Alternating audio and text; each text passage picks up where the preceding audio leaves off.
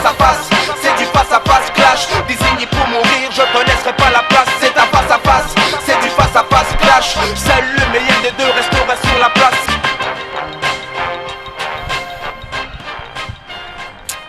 On parle de politique, justement, et on parle de mise en examen. Quand on est candidat à une élection et qu'on est mis en examen, faut-il rester candidat ? C'est tout simple. Oui, j'ai envie de dire, je vais reprendre la phrase de Daniel Zaidani. Quelqu'un vous accuse, vous êtes placé en garde à vue, vous êtes mis en examen, vous devez vous défendre, prouvez votre innocence, c'est un peu facile. Oui, exactement, il a entièrement raison. Jusqu'à preuve du contraire, il n'a été condamné par aucun juge. Il n'a été reconnu coupable par d'aucun magistrat.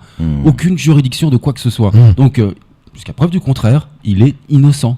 Donc pour vous, quelqu'un qui est mis en examen... Il doit poursuivre sa vie de la manière la plus normale qui soit. Lui ou d'autres. Ma question, c'est pas Zaidani, c'est... Non, mais bien évidemment, mais je pense aussi à Ibrahim Bouanaheri. Je pense à François Fillon, s'il est mis en examen demain. Véritablement, une mise en examen, c'est la justice qui se pose des questions et qui cherche des réponses. Non, c'est pas ça. Ça n'est pas. C'est vous pas êtes ça. Coupable. C'est pas ça. C'est pas ça. Non, Samuel, c'est pas ça une mise en examen. Bien sûr qu'il y a la présomption d'innocence, mais il y a un faisceau pour être mis en examen. Il y a un faisceau assez important qui démontre, en tout cas, qui amène un certain nombre de questions sur la culpabilité. On te met pas en examen comme ça.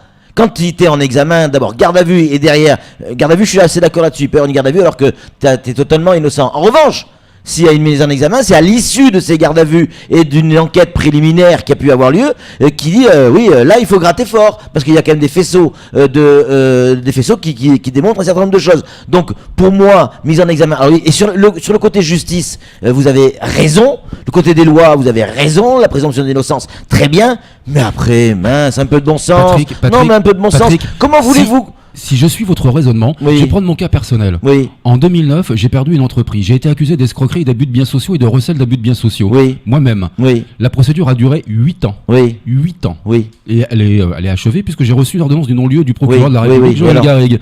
Ça veut dire que j'aurais pas dû exercer ma profession pendant 8 ans ? Non, ça veut pas dire ça. Bah si.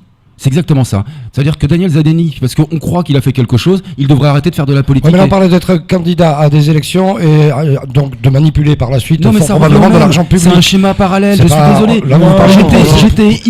J'étais innocent, il aurait fallu que je me punisse. On parle de politique, Samuel, de politique. Restez quand même sur le sujet. Parce que quand on est candidat, on est dans la vie, dans une vie professionnelle aussi et une vie publique. Je suis désolé. Pour moi, Daniel Zaidani, quel qu'il soit. Non, Samuel. À partir du moment où effectivement on commence à être entaché, et je pense qu'il y a des gens qui sont de bonne foi sur le plan politique et qui l'ont dit, des gens comme Fillon, tiens notamment, qui ont dit je n'accepterai jamais, on verra s'il le fera ou pas, de continuer les élections ou d'être candidat si je suis mis en examen.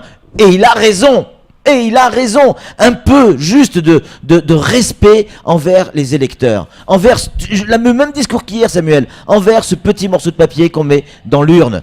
Comment voulez-vous Attendez, comment voulez-vous? Vous ne pouvez pas vous priver. Mais bien sûr que si. Bien sûr que si. Quand tu te présentes à une élection, tu te présentes pas en claquant des doigts comme ça, tu regardes pendant 4 ans ou 5 ans dans le rétroviseur. Qu'est-ce qui s'est passé derrière et quels sont les risques? Ça fait partie du métier. C'est horrible d'être accusé. Je vous l'accorde. Quand on est innocent. Je vous l'accorde. Horrible. Oui, innocent ou pas, ça c'est la justice qui le décidera. Et quand vous êtes innocent, c'est la justice qui le décidera. Continuez à vous battre et continuez à avancer, c'est exactement ce qu'il faut faire. C'est la justice qui décidera. Et c'est la justice qui décide en effet de ce que vous devez faire ou pas. C'est clair. En ce qui me concerne, une mise en examen ne vaut pas un arrêt d'ambition. Patrick, dans votre position, est-ce qu'on va pas vers de moralité? Est-ce qu'on va pas vers des campagnes judiciaires alors? N'importe quel juge. C'est pas un juge qui fait les élections. Vous prenez n'importe quel juge politisé, il vous met un examen et puis bon. Il me pose la question.